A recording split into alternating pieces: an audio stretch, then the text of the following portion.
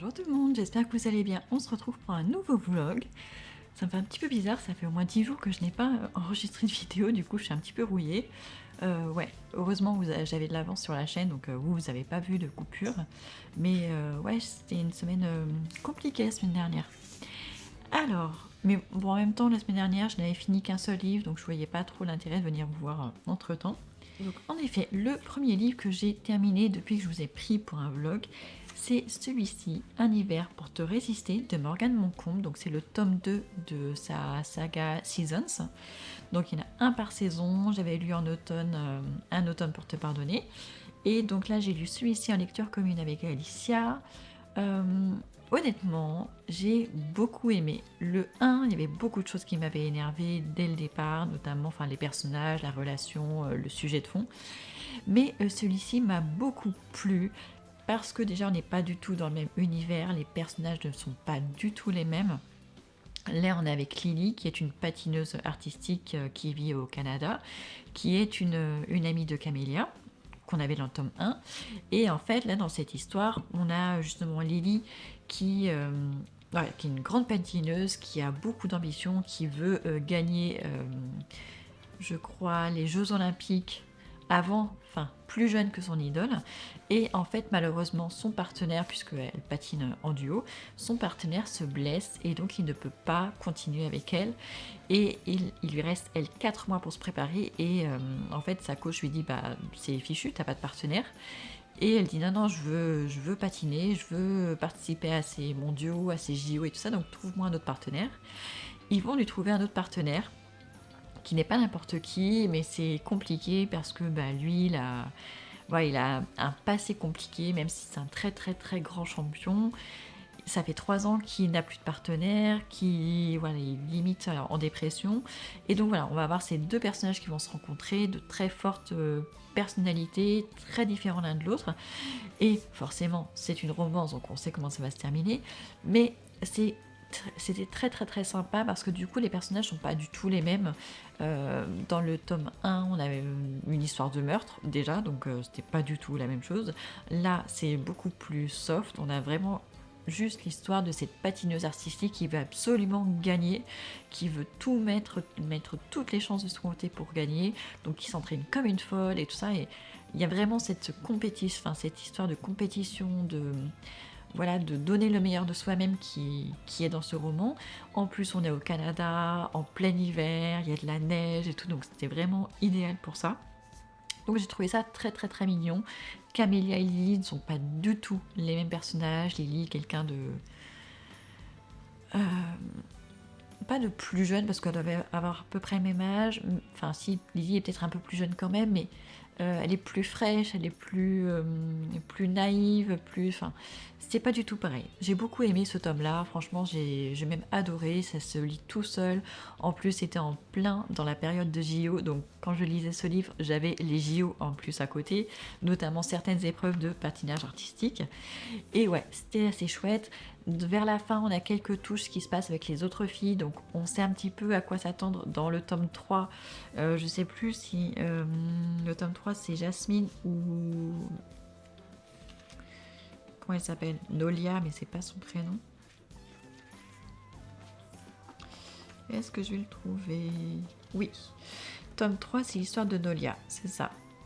Donc on sait un petit peu déjà dès la fin sur quoi on va aller. Donc j'ai hâte de lire le 3e, sûrement avec Alicia aussi, au printemps. Ensuite, qu'est-ce que j'ai terminé comme autre lecture? J'ai terminé enfin Le Juif de Marek Alter, que j'avais pris en service de presse chez NetGalley, donc en numérique.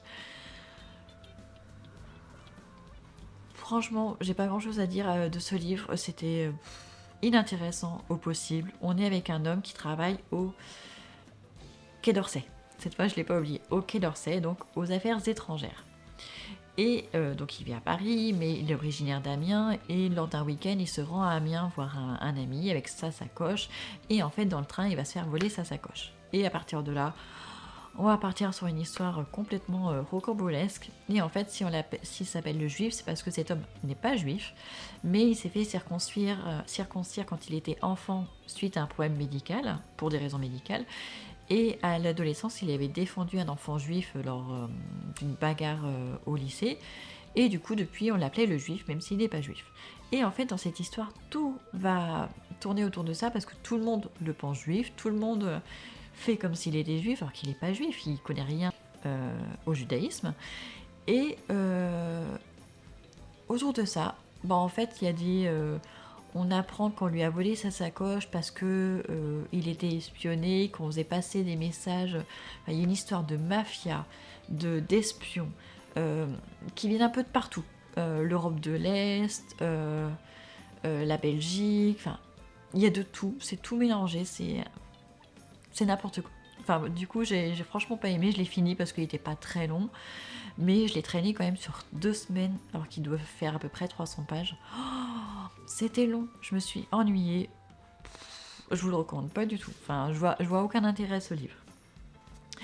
Ensuite, pas sur ma liseuse, mais en audio.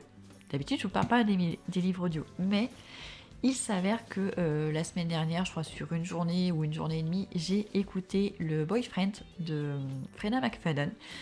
C'était pas du tout prévu, mais en fait, avant j'utilisais Audible pour les livres audio. Là, je l'ai mis en pause parce qu'en fait, on a l'abonnement famille Spotify. J'ai pris l'abonnement famille parce que ça coûte moins cher que de prendre un abonnement pour Marie, un abonnement pour moi, un abonnement pour les filles chacune. L'abonnement famille est pas très cher et ça permet d'avoir 7 comptes, donc ça c'est très cool. Et en plus, pour la personne qui a créé le compte, il y a les livres audio. Je l'avais déjà testé il y a quelques mois.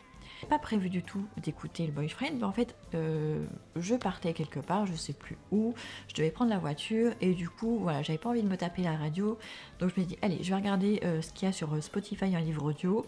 C'est un des premiers qui m'a été proposé, je me dis, allez, pourquoi pas, mais franchement, j'y allais sans conviction. Et en fait, les premières minutes, enfin, j'allais dire, même la première demi-heure, m'a un peu saoulée, c'était un petit peu dégueu, les descriptions qui étaient faites. Mais en fait, après, j'ai été très très vite embarquée dans cette histoire. Donc, avec le Boyfriend, ça se passe à New York. On est sur 2 temporalités. On a l'histoire de Tom quand il était ado, au lycée, quand il a eu sa première petite amie et tout ça. Et on a l'autre histoire en parallèle qui est l'histoire de... Mince, comment elle s'appelle ? Je sais même plus comment elle s'appelle. Je sais plus. On est avec une jeune femme, enfin elle a la trentaine, et voilà, elle passe de relation en relation. Elle s'est inscrite sur un site de rencontre style Tinder, mais juste pour New York. Et en fait, elle enchaîne les dates, mais voilà, elle tombe pas sur le grand amour en fait. Et un soir, elle va avoir une rencontre qui va très très très très mal tourner, elle va limite se faire agresser. Enfin, heureusement qu'une personne arrivait, sinon elle se serait fait agresser. Et suite à ça, elle est un petit peu plus méfiante. Et à part ça, alors, elle en discute avec sa meilleure amie qui est sa voisine de dessous, je crois, elles habitent dans le même immeuble. Et elles ont une troisième copine qu'elles ont rencontrée au cours de yoga, je crois. Et donc voilà, donc l'histoire va tourner autour de ces 3 amies. Parce que forcément, voilà, il y a l'histoire de petite amie, voilà, il y a des choses comme ça. Et en fait, à un moment donné, je pense pas vous spoiler en vous disant ça, sa meilleure amie qui habite l'étage en dessous va être assassinée. Et du coup, voilà, toute l'histoire va se tourner autour de la résolution de ce meurtre, en fait. Mais en même temps, on a cette jeune femme qui a la trentaine d'années, qui continue quand même à faire des rencontres sur cette application. Mais elle va plus particulièrement faire la rencontre d'un homme hors de cette application, justement. Et du coup, il va se passer quelque chose avec lui. Elle va se dire c'est le mec idéal, c'est un peu trop beau. Mais voilà, il va se passer des choses. Et en fait, j'ai trouvé très très très bien fait parce que tout le long du roman, je me suis demandé qui était ce boyfriend, qui était le meurtrier, parce qu'il y a plusieurs hommes quand même dans l'histoire. Plusieurs sont des petits amis, pas de la même personne, mais du coup, toutes les questions, tous les possibles sont ouverts. Et du coup, moi, ça m'a pris... J'étais carrément dedans, j'étais scotchée du début à la fin. Je sais pas si j'avais, je ne sais pas si j'aurais été autant scotchée en le lisant, mais en tout cas en audio ça fonctionnait parfaitement. Et en plus la lectrice ou narratrice, je ne sais pas comment on le dit, elle a une voix que je connais déjà, donc j'ai sûrement dû l'entendre dans d'autres livres audio qui fonctionnent très très bien pour ce type de livre et ce type de personnage, de jeune femme, voilà. J'ai trouvé ça excellent, c'est hyper bien fait, en plus on alterne entre les deux temporalités et on sait qu'il y a un lien, mais on sait pas jusqu'où ça va aller, mais j'ai adoré, je m'attendais pas du tout. J'ai lu La femme de ménage, le tome 1 bof, mais le quatrième j'avais beaucoup aimé, c'était mon préféré, et après j'étais pas sûre de relire du Freda McFadden, mais en fait, celui-ci, le boyfriend, j'ai adoré. Même si le début était un petit peu chaotique, après la fin, ça se déroulait tout seul. Franchement, j'ai trouvé ça très très chouette. Donc, bah, je peux que vous le conseiller. Franchement, allez-y. Hein. Ensuite, un autre livre numérique que j'ai eu avec NetGalley sur ma liseuse, c'est L'écran des illusions. Alors là, je ne me souviens plus du nom de l'autrice. Si je crois qu'elle s'appelle Intisar Adia. Hidaya, je sais plus, en tout cas, ça doit être une autrice marocaine, parce que l'histoire se passe au Maroc. Je savais pas du tout. On est avec deux personnages principaux, une femme qui a la cinquantaine, qui est médecin, elle est célibataire, sans enfant, ça se passe à Rabat, et le deuxième personnage principal, c'est sa secrétaire, qui s'appelle Soraya, je crois. Soraya ou Malika? Non, Soraya. Qui aussi est célibataire et elle vit en colocation avec sa meilleure amie. Et en fait, ces deux personnes sont vraiment les deux personnages principaux. Oui.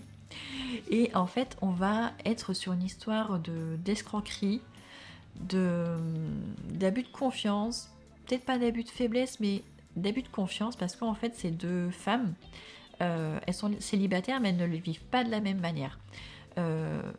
La femme médecin qui a la cinquantaine, elle s'est toujours consacrée à son travail, elle n'a jamais recherché à se marier ou quoi que ce soit, elle était vraiment totalement dévouée à son travail. Mais arrivée à 50 ans, bah, ça change un petit peu. Jusque-là, elle trouvait son appartement très douillet et elle s'y sentait bien. Et là, elle commence à se sentir un petit peu seule. Alors que sa secrétaire qui est très jeune, elle enchaîne les dates sur l'application Tinder et voilà, elle est déçue de tous les garçons qu'elle rencontre. Voilà, elle a vraiment un idéal, enfin elle voudrait vraiment tomber sur le mec idéal, sur le prince charmant, mais elle est très très très déçue. Sa meilleure amie lui dit d'arrêter, que c'est au moment où elle ne cherchera plus que l'amour arrivera et tout ça. Et en fait, au même moment à peu près, la médecin et Soraya vont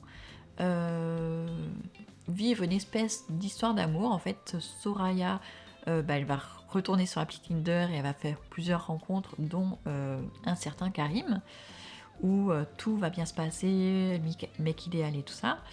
Et le médecin qui ne cherchait pas, elle n'était pas sur une appli, elle ne cherchait pas de rencontre, et elle va être contactée sur LinkedIn, donc le réseau social plutôt professionnel, par un homme qui s'appelle Larvi. Elle va trouver ça un petit peu bizarre au début, mais ils vont communiquer, elle va se laisser prendre au jeu, voilà, il va trouver les mots pour l'attirer dans ses filets, enfin pour la mettre en confiance en fait, et petit à petit, bah, elle va tomber sous le charme de cet homme qu'elle ne rencontre pas. Enfin, malgré elle, elle va tomber sous l'emprise de cet homme. Et du coup, en fait, derrière tout ça, c'est une grosse escroquerie. Mais voilà, les deux femmes ne se sont pas méfiées, ou même si elles se sont méfiées, bah, finalement, au fur et à mesure de la relation, leur méfiance va s'évaporer. Et forcément, c'est au moment où elles ne sont plus méfiantes que le pire va se passer. Donc, j'ai trouvé ça très bien fait, même si c'était un petit peu léger, mais l'essentiel est là. L'histoire est là quand même. Il n'y a pas... On peut se dire à certains moments qu'elles sont hyper naïves, trop naïves, mais en fait, on se dit que ça peut arriver à tout le monde, même si on est médecin, qu'on a fait de grandes études, qu'on est... Ça peut arriver à tout le monde de se faire berner parce que, voilà, on est humain et la flatterie fonctionne sur tout le monde, et même si on se pose des questions, qu'on se méfie, au bout d'un moment, on baisse son armure aussi. Donc, j'ai trouvé très bien fait, c'est un roman qui est très court, il fait à peu près 200 pages, c'est un auto-édité en plus. Donc ouais, c'était, très sympa, ça s'est lu très, très vite et j'ai trouvé que ça justement ça soulevait quelque chose. Voilà, les applis de rencontres, les réseaux sociaux, voilà, ça peut être dangereux, faut même si on le sait, c'est bien de le rappeler de temps en temps et ouais, j'ai trouvé ça, assez chouette. Donc voilà pour les livres qui sont terminés et sinon j'ai plusieurs lectures en cours, notamment, bah, j'ai Le Grand Monde que j'ai commencé, après Un hiver pour te résister, donc il y a à peu près une semaine, je lis en lecture commune aussi. Encore avec Alicia. D'ailleurs, si vous voulez voir quelle lecture commune je propose, c'est sur l'application Lecture commune, avec le même pseudo, Lis avec Aurore. Donc là, c'est à lire sur tout le mois, parce que c'est un pavé, il fait plus de 700 pages, donc voilà. On prend son temps, enfin en tout cas, moi je prends mon temps pour le lire. Donc Le Grand Monde de Pierre Lemaitre, c'est le premier tome de sa saga Les Années Glorieuses. Donc on est notamment avec la famille Pelletier. Ça commence en 1948 au Liban. Je m'y attendais pas du tout. Mais ouais, on est avec une famille française, mais qui vit au Liban. Notamment le père est gérant d'une grande savonnerie. Voilà, c'est toute sa fierté, cette savonnerie. Et il n'a qu'une envie, c'est qu'un de ses enfants reprenne la savonnerie. Il a 3 fils et une fille. Et visiblement, aucun n'a envie de reprendre cette savonnerie. Et en fait, petit à petit, tout le monde quitte le nid et quitte le Liban carrément. On en a 2 qui sont à Paris, un qui part en Indochine, à Séigon, et la troisième qui va passer son bac n'a qu'une envie, c'est de partir à Paris aussi. Donc voilà, c'est un petit peu compliqué, mais voilà, pour l'instant on nous pose le décor en tout cas. C'est une histoire qui est assez loufoque, je m'attendais pas du tout à ça. C'est assez bizarre, il y a des moments très drôles en même temps, des anecdotes vraiment très drôles, mais c'est assez, mais il y a des trucs complètement choquants aussi. Ça part un petit peu dans tous les sens, je sais pas où est-ce qu'on va aller, mais c'est très bizarre. Parce qu'on est en fait avec une famille française dans l'après-guerre pour la France, parce qu'en 1948, la guerre est terminée, mais la France doit se reconstruire, donc il y a encore des tickets de rationnement. Euh, ouais. On est encore dans la France coloniale aussi, parce que du coup, la France est en Indochine. Il y a des conflits entre les Viet Minh et les Français. Voilà, c'est assez spécial quand même comme époque, faut se remettre dans le bain. Le Liban, pareil, il y a une grosse communauté française. En tout cas à l'époque, bon c'est encore le cas maintenant, il y a encore beaucoup de Français et c'est un pays à dominance chrétienne entouré de pays musulmans.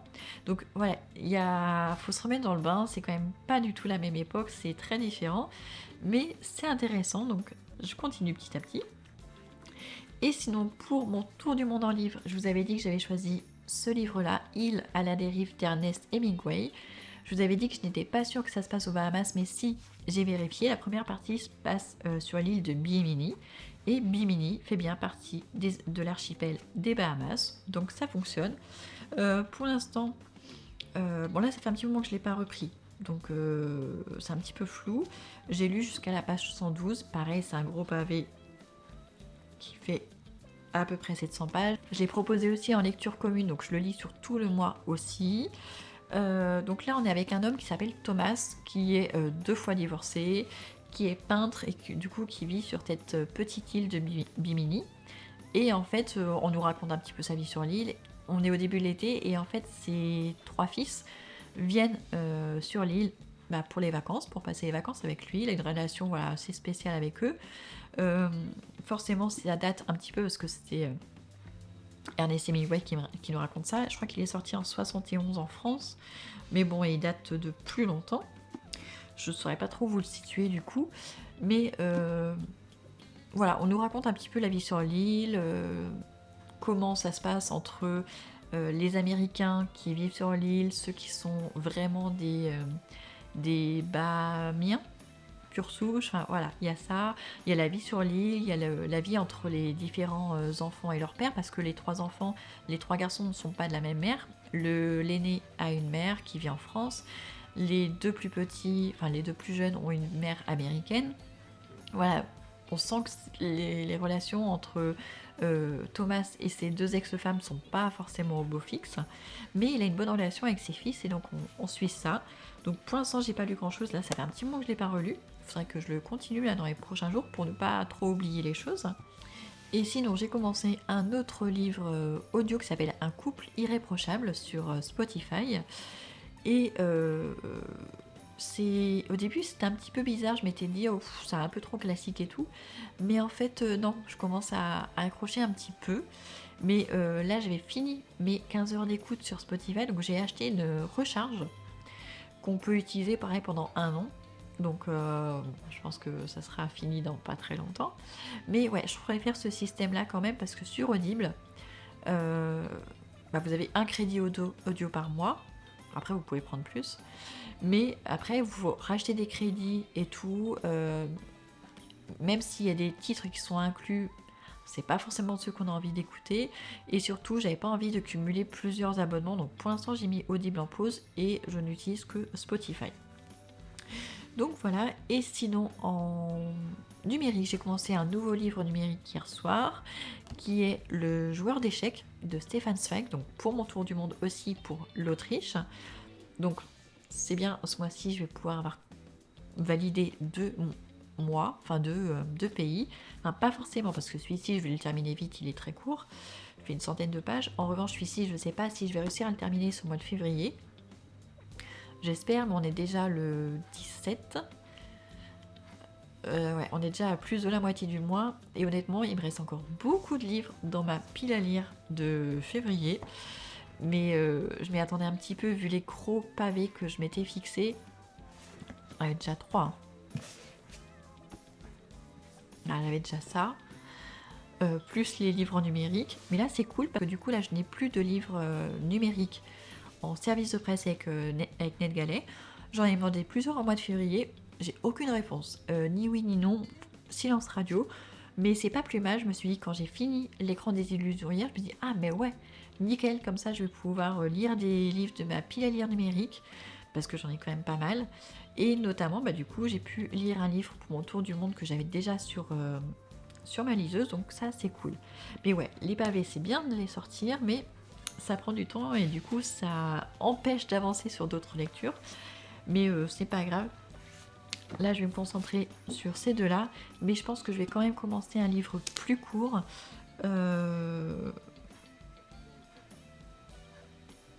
peut-être, je sais pas, parce qu'il faut même que j'avance celui-ci, je vais voir ce que je vais faire, mais en tout cas j'ai au moins ces deux là à lire, voilà, sur ce qui me reste du mois de février. Et j'aimerais bien lire d'autres choses en même temps, mais on verra bien ce que ça donne. Pour en venir au Boyfriend de Freda McFadden, c'est marrant parce que il y a à la fois de la romance et à la fois du suspense. On est vraiment sur un thriller romantique, mais les deux ne peuvent pas... Enfin, on peut pas avoir le thriller sans la romance derrière, et on peut pas... Enfin, il n'y a aucun intérêt à la romance si on n'a pas le thriller derrière. Donc les deux sont vraiment complémentaires et c'est vraiment deux points très importants de ce livre, et c'est très très très bien amené, c'est très bien écrit, c'est très bien dosé. C'était vraiment nickel. Donc franchement, c'était une super surprise.